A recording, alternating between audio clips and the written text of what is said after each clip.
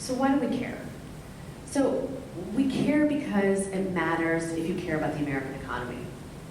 So right now they say there are about 5 million open jobs. So it's a good time to be looking for a job if you have the right skills.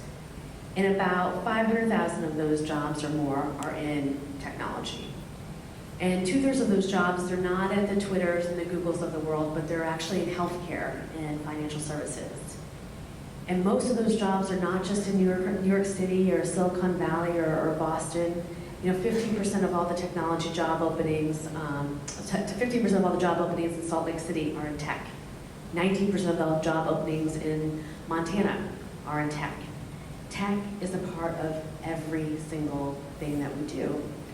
And 44%, I think, of business executives say that they just can't hire enough engineers. Like, there's this feeling in industry that there's this huge talent vacuum that people are desperately trying to fill.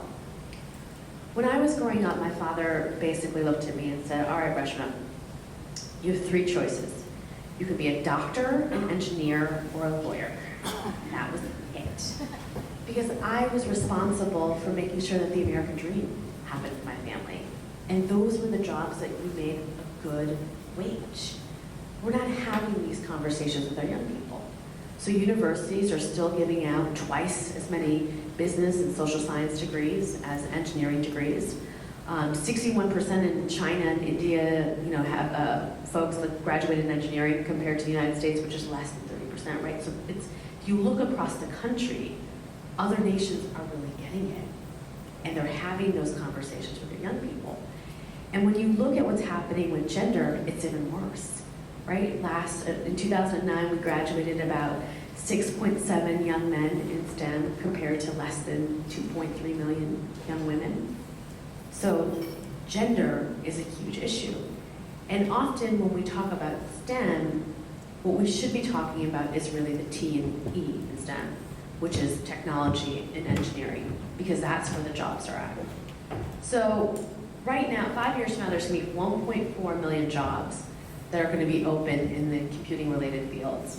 And 29% of those jobs will be filled by US graduates. And 3% of that 1.4 million is going to be filled by women.